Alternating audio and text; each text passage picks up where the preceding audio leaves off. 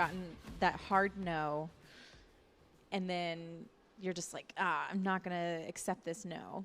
Oh, goodness. Because we talked about your job, the working Yeah. remote. We talked about the house. What about the bodybuilding situation? What was a time with the bodybuilding situation that you maybe got a no, or something else that you had to be a little bit more persistence, have a little bit more persistence to push through that?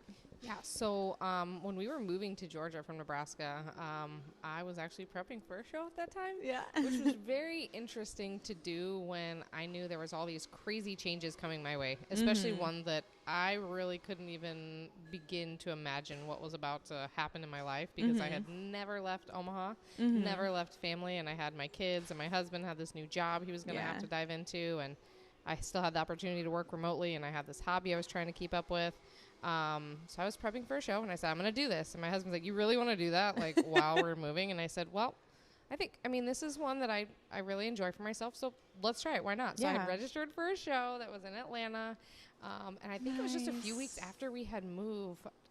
I don't think it was, I can't remember the exact timing, but I said, okay, we're going to we're going to move there. I'm going to be finishing out my prep, checking with my coach online, and then I'm going to go to Atlanta, and I'm like, if you guys come up there. So my husband actually took the kids to a Braves game that day. Nice. Yeah, so we made kind of like a weekend out of it, which is awesome. But I'll say, like, internally I was telling myself no, but really I was like, I can do this. Like, this is something that I have been working towards, and I want to do this, and I want to do it when we get there and prove to myself that I can do this for me. Yeah. So even though maybe my husband he never told me no. He never said, you can't do this. I don't want you to do that. It was, are you sure you should do that? Are you sure you should tack on more to yourself? But you know what? Made it work. And honestly, it was really rewarding to say, you know what, I maybe shouldn't have done that, or I look at what I did, even though I don't know how in the world looking back, did it, but I did. That's probably another one with bodybuilding. Yeah. Did you just do the one show? No, actually, I did a lot. So back in Nebraska, I did, one in Nebraska, and then I went to Kansas City with my coach a month later. Those are my first two. And then when we moved to Georgia, I did one. I got my pro card at that one through one federation, and it ended up being a hot mess. Their federation was not that organized, and things changed after. It was interesting. But I ended up doing another one shortly thereafter with a different federation, and that's the one I've done probably 5-6 more shows. I went pro in, I think it was INBF, which in turn, when you go pro, you're in WNBF. So I did the first show, went pro on that one. And as a woman in my 30s, I don't know how much people know about bodybuilding, but they have what's called an open category. And so you can be anywhere between 16 years old and 35 up to 50, whatever you want. They do have a master's class if you're at least 35. In some federations, you can do a master's class. So I wasn't at that age, so I could go against girls that were so much younger than me. Yeah. I did do natural bodybuilding. I guess I've never been one to, I've learned enough about my body over the years that I don't want to, take all these different pills and supplements. I don't know what they're going to do to me later in life. So I chose to go natural only. And really with that, there was a time where I went against a girl in high school. And so they do not have the same things happening to their body as a 30-year-old. No, they don't. So that was very different. But you know what? Those are things that I, self-doubt was one that was like, oh my gosh, like, this girl's so young, she's never had kids. Or, oh my gosh, these 20-year-olds decided they want to do a show and they enjoy working out. And look at how skinny she is. Or, oh, so the girl has fake breasts. And so they look so much better than me. And, I had a lot of self-doubt on that. And I just went out there, did my thing. And I have developed a very great self-confidence in myself that I can do it. Not like, ooh, look at me, but more like I have the ability to push my body and learn about myself. And I think that's, if one thing I can say about bodybuilding is I really learned a lot about myself and what I'm capable of. It was a great experience to go through. Yeah. When it stopped serving me and my purpose in life, when COVID hit and I was prepping for my very last pro show that I was going to do, I knew, I said, this is it. This is really hard on my body. I had already won multiple pro shows before that. Made some money doing it, which was really cool. and that was all in the Southeast. I went to South Carolina, Georgia, a few different places outside of the Warner Robins area to compete. It was fun. It was great. And then when COVID hit and they said, hey, we're moving the show date out, and I was already 103 pounds, and I was like, oh my God, I don't think I can do this. And they were like, and you have to renew your membership for another year. And I was like, okay, so more money and more time to hold on to where I was at. I just said, this isn't fun anymore. And we went out for pizza that night. So, yes, that was my last one, and I was done. And you know what? I had always said, like, I don't have to do this. I want to do this, but I know my limits. I know what I'm physically capable of. I could have done it, but I knew for me, it really probably wasn't healthy mentally to keep pushing myself as much as I was. And COVID times were hard. Like, having to maneuver through, how do I work out? You know, you got to go to the grocery store, and meat availability is not all that great unless you go at 7 o'clock in the morning on a Saturday. You know, I had to learn to maneuver through some things. And let me tell you, I did it for a number of years. I think my husband was a little tired of me at some point when I would meal prep my food when we went on vacation, and I could never go out to eat with anybody. Yep. That got old. So I was like, you know what? I want to go places. I want to do things and enjoy it with my family and not have my life revolve around food and working out. And so now I still do work out. I don't look like I used to, but that is okay. That's something I had to kind of get in that different mindset. But for me, it's a hobby now. I enjoy. I do it for my mental health. First and foremost, it is a great release for me. And there's a lot of chaos happening in my life. This is something that I need to do for me, quite frankly. It's a hobby. It identifies me as something that I do for me. That's not for my kids, not for my husband, not for anybody else but me. Yep. And so I had to learn that.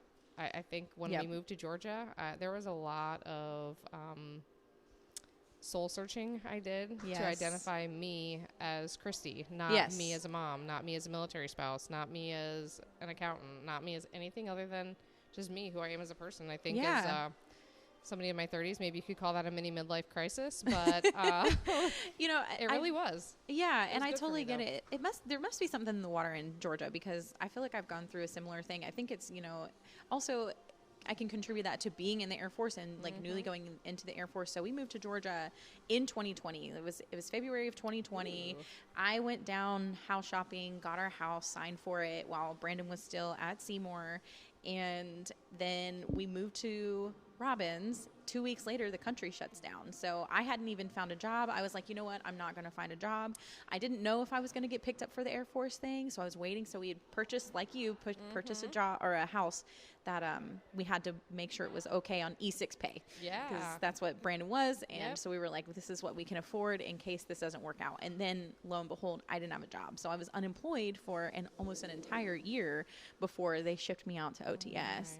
And I was going insane. You know, as we've talked about, being career women, you know, I felt like I didn't have this purpose. I didn't have anything driving me. I was strictly at home. I didn't work remote. I was finding all kinds of new hobbies. I got really good at makeup. I was like, that was like the hobby that I took on, was like makeup and doing my hair. And I was running a 5K on the 5K track like almost every day, doing a lot of I was in the best shape of my life. So like you, I dabbled. I didn't compete at all, but I dabbled in some bodybuilding in college.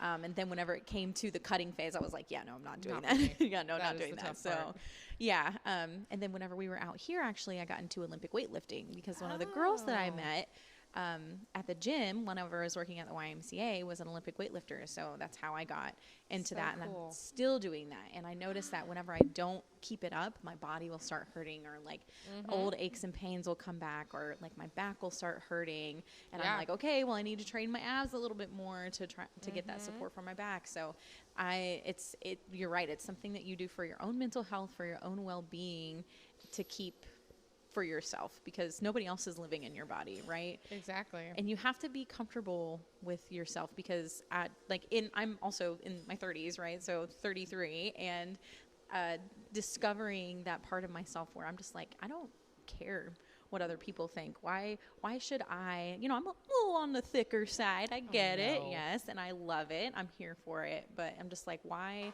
should I subject myself to not wearing shorts? Or why should I subject myself to not wearing tank tops or, you know, bikinis at the beach or whatever, just because, you know, I'm a little thicker than what they show in magazines and on TV and on Instagram and things like that. So you have to be comfortable in yourself because, again, you're the only person living in your body, and you need to be persistent about it.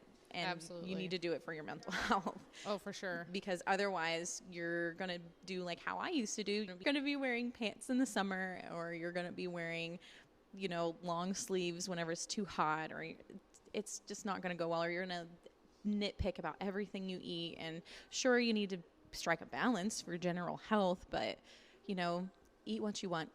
Eat cake. It's okay. I love Maybe cake. Don't eat the whole cake, but well, depends on the day. But if you want to eat the cake, then eat the cake. Yes. You're the only one living your life. I like that. And you know what? That's definitely something that I have had to balance over the years is, essentially I started bodybuilding. Yeah. Really, it was never a goal of mine. When our youngest son, he's 11, was 2, I'll admit, birth control was never a thing that really worked great for me. It really messed with my body more than helped me for years and years. And our oldest son was an oopsie baby. We had him before we got married, which was totally fine. It's an interesting If you're listening, I swear that she loves you, okay? Yes, boo, I love you. Now he knows his dad and I, we met, we were in love, we had a great relationship. It just so happened to happen. Maybe that was a Christmas gift or something. I don't know, because he was born in September. Yes. But, it was one of those that we didn't hurry up and get married because of that or anything like that. We still worked on our relationship. And I'll say working on a relationship with a baby before you're fully in a relationship and solid in your marriage is very tough to maneuver through. Mind you, I didn't know anybody in the military or what military life was like. So that was also something I had to learn along the way. I had 2 kids at that point. I really never worked out other than before I met my husband, and I had started working out then, and I didn't really have any muscular development, but anywho, long story short, when my youngest kid was 2, we sat down and I said, okay, like, I keep getting pregnant, and this is like about the time, like my kids are 2 years apart. I'm like, I'm either going to get pregnant soon, or we better just figure out how to stop this right now. And me taking birth control is not great. I had tried so many different things. Yes. With doctor support, they're like, you know what, you're more normal without birth control than you are with it. So, it's your choice. Whatever we can try more things, we can not. And my theory, and maybe this is TMI for this, was I had the baby, so my husband's going to stop him.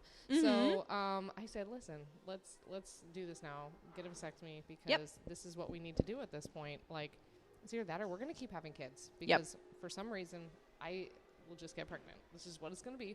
And he said, well, do you want more kids? And originally I wanted more than 2. But maybe when I knew that my husband's job was so inconsistent and when he would be around to be there. He was still deploying occasionally at the time and taking, TDYs just randomly here and there. And I was like, I don't know if I can handle more. Yeah. So I said, I love the 2 kids that we have, and this is perfect for us. Honestly, like, I'm good with 2. And a vasectomy, sure, you can get it reversed if you really need to later in life and say we changed our mind, but at least it's not me having to do it that time. Right.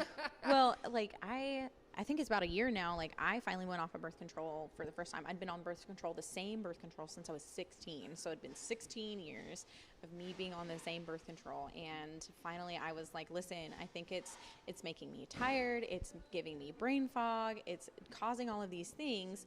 And then finally, I looked at Brandon and I said, hey, either, I can look at other birth control options, or you can get a vasectomy. And he was like, say less. I'll get snipped. So there you go. He got snipped. We're not having kids. There will be no little baby Rifes. Maybe adoption down the road, but I totally understand the birth control aspect of it, because it's altering our hormones. Like, one of the hands down. And people just don't understand, and sometimes you even go to women's clinics and they just don't get it. And like, whenever I had gone to be like, hey, I'm going off of birth control to a women's clinic off base, the doctor for real looked at me and said, well, you do realize it's going to be easier to get pregnant whenever you're off of birth control. I was like, no, I did not know that. Thank you, sir, for telling me. You know what? I didn't realize. And you had a male doctor. I'm sorry. Yes. The future is female, I will say. Yes. But you know, I had male doctors in the past, and it's nothing against their, I mean, if they're highly qualified and have good bedside manner, fine, but sometimes they have opinions on things that they don't know anything about. Yeah. So, I've learned over the years that I have to be a good advocate for myself if I have a male doctor and do things that are best for me. So, totally agree with you. Yeah. Again, persistence with yourself, persistence with your life, persistence with the things that you want, because otherwise you're just going to keep hearing no, and then you're going to keep getting your dreams squashed, and then you're never going to ask the question, and then the answer will always be no, right? Yeah. And I mean, honestly, when we decided we were done having kids at that point, my husband got a vasectomy, and that was probably one of the most hilarious moments, and I hate to say that. Sorry, babe, if you're listening to this, but I took him there to take him to the military doctor to do this, and he had to go to the briefing by himself, which maybe this is a fun pastime for him, but he actually passed out in the briefing.